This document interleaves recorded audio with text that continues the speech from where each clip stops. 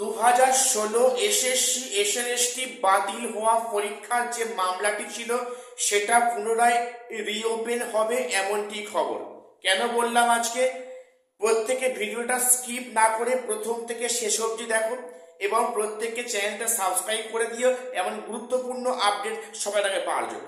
আচ্ছা, 2016 যে এখানে যে প্যানেল বাতিল হয়েছিল তার মামলাটা যদি পুনরায় রিওপেন করা হয় তাহলে সেখানে ফ্রেশার্সদের কি আসে যায়? হ্যাঁ, সেখানে অবশ্যই ফ্রেশার্সদের কিছু সম্ভাবনা আছে, কিছু ভালো দিক কিন্তু আছে। কেন বললাম এ নিয়ে আসছি। পাশাপাশি অনেকে প্রশ্ন করছে যে group C group D exam কবে নাগাদ হচ্ছে এবং সেখানে এডিট অপশন আসবে কিনা। আমি এই প্রশ্নটা অনেকে বারে বারে করছো যে SSC group C group D যে ফর্ম ফিল আপ হয়ে গেছে সেখানে এডিট অপশন আদৌ এরপরে আসবে কিনা এবং সেখানে পরীক্ষাটা কবে নাগাদ হতে পারে, কি খবর এই মুহূর্তে জানা যাচ্ছে। তো প্রথম দেখো বলি যে 2016 যে চাকরি বাতিল মামলাটি কিন্তু পুনরায় রিওপেন হচ্ছে এবং সেখানে সম্ভবত 2016 ইন সার্ভিস যোগ্য শিক্ষকরা ওনারা হাইকোর্টে মামলা দায়ের করার প্রস্তুতি নিচ্ছেন। দেখো যে চাকরিটা আজকে চলে গিয়েছে, প্যানেলটা বাতিল হয়েছে, তার যে মামলাকারী সেই মামলাকারী নিজেই ওএমআর কারচুপিতে যুক্ত আছেন, তার নাম পাওয়া গিয়েছে। তাহলে সেখানে যোগ্য শিক্ষকদের প্রশ্ন যে তাহলে যে মামলা করলো মামলাকারী সে নিজেই করাপ্টেড, তার করা মামলার ভিত্তিতে আজকে 2016 প্যানেলটা বাতিল হলো, তার কেন শাস্তি বিধান হবে না এবং তার এগেনস্টে কিন্তু পুনরায় ইন সার্ভিসরা এই মামলাটিকে রিওপেন করতে চলেছেন কলকাতা হাইকোর্টে, অন্তত এমনটি খবর আমরা পাচ্ছি। তো এবারে বলি এই মামলা যদি পুনরায় রিওপেন হয় সেখানে একটা বিষয় আমাদের প্রত্যেককে মাথায় রাখতে হবে এবং এটি সমস্ত ফ্রেশার্স এবং যারা নতুন পরীক্ষার্থী 2025 আছে তাদের পক্ষ থেকে আপনাদের কাছে একান্ত একটাই নিবেদন এবং একটাই আবেদন যে আপনারা যখন মামলাটা রিওপেন করছেন আপনারা অবশ্যই এই দাবি করুন যে আপনাদের 2016 প্যানেল ভ্যাকান্সিতে নিয়োগ করতে হবে, আপনাদের 2016 ভ্যাকান্সিতে নিয়োগ করতে হবে। সেখানে 2025 ভ্যাকান্সিতে নিয়োগ করলে হবে না, আপনারা এই দাবিটা রাখুন। এটা রাখলে হচ্ছে যেমন আপনাদের সুবিধা প্লাস বিশেষ করে কিন্তু ফ্রেশার্সরা এখানে অনেকটা চান্স পাওয়ার সম্ভাবনা কিন্তু আছে। কাজে আজকের এই ভিডিওটা কিন্তু প্রত্যেককে শেয়ার করে দাও।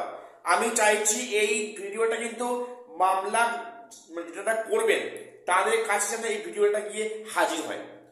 সব ফ্রেশার্সদের এবং নতুনদের পক্ষ থেকে একটাই বার্তা যে মামলাটা রিওপেন হলে আপনারা এটা দাবি করুন যে 2016 ভ্যাকান্সিতে নিয়োগ করতে হবে, সেখানে 2025 ভ্যাকান্সিতে ফ্রেশারদের সঙ্গে একযোগে এটা তালগোল পাকিয়ে সেখানে নিয়োগ করলে হবে না। আপনাদের ভ্যাকান্সিটা 2016 ভ্যাকান্সিতে নিয়োগ করা হোক, 2025 নয়। এটা করলে যেমন আপনাদের পক্ষে ভালো হবে প্লাস সেখানে কিন্তু অনেক যোগ্য পেশাদার তোমরা চাকরি পেয়ে যাবে। কাজেই এই আবদারটা প্রত্যেকে রাখবেন, এটি আমার একটা রিকোয়েস্ট রইল। এতে করে কিন্তু প্রচুর ফ্রেশাররা চাকরি পাওয়ার সম্ভাবনাটা অনেকটা বেড়ে যাবে বা তৈরি হবে। তো কাজেই মামলা হয়তো রিওপেন হবে, সেখানে শুনানি হয়তো হবে। তো সেখানে এই দাবিটা রাখলে সমস্ত ক্ষেত্রে কিন্তু এটা খুব ভালো হবে, যেমন ইন সার্ভিসে ভালো তেমনি পেশাদার ব্যক্তি এটা মঙ্গল। কাজে প্রত্যেক ভিডিওটা শেয়ার করে দিও যেন এই বার্তা প্রত্যেক কানে গিয়ে পৌঁছায়। এবারে পরের যে বিষয়টা আছে সেটা হচ্ছে কি group C group D, SSC group C group D এই যে ফর্ম ফিল আপটা হয়ে গিয়েছে এবং সে নিয়ে এখন কোনো সারশব্দ নেই, কোনো মিডিয়া কোনো কমিশনের কোনো একটা সাংবাদিক সম্মেলন নেই। যেন মনে হয় বিষয়টা পুরো হিমঘরে চলে গিয়েছে। দেখো যেটা খবর জানা যাচ্ছে, সেখানে ফেব্রুয়ারি মাসের লাস্ট যে সানডে, সে সানডে কিন্তু গ্রুপ সি পরীক্ষা হতে পারে, এবং মার্চের যে প্রথম সানডে, অর্থাৎ ফেব্রুয়ারির লাস্ট সানডে গ্রুপ সি এবং মার্চের প্রথম সানডে গ্রুপ ডি এক্সাম হলে হতে পারে, সম্ভাবনা আছে। না হলেও কিন্তু আবার অনেকে বলছে মার্চের প্রথম Sunday group C, second Sunday group D, এটাও হতে পারে কিন্তু। তাহলে গ্রুপ সি গ্রুপ ডি পরীক্ষা নিয়ে এখন আপাতত জানুয়ারি মাসে কোনো কিছু মানে বিজ্ঞপ্তি আসবে না, পরীক্ষার কোনো আপডেট আসবে না। ফেব্রুয়ারি মাসেও এলে আসতে পারে, শেষের দিকে পরীক্ষা কিন্তু হলে হতে পারে, এবং সেক্ষেত্রে কিন্তু পরীক্ষাটা মার্চের পরেও কিন্তু হতে পারে, সেটা এখনই এই মুহূর্তে বলা যাবে না। ঠিক আছে, কাজেই এটা নিয়ে এখন বেশি মানে আগ বাড়িয়ে বলা সম্ভব হবে না। তবে যেটা শুনতে পাচ্ছি যে ফেব্রুয়ারির লাস্ট সানডে কিন্তু পরীক্ষা গ্রুপ সি থাকতে পারে বা হতে পারে, অথবা সেখানে মার্চের first Sunday group C exam এবং পরের সানডে গ্রুপ ডি এক্সাম হতে পারে।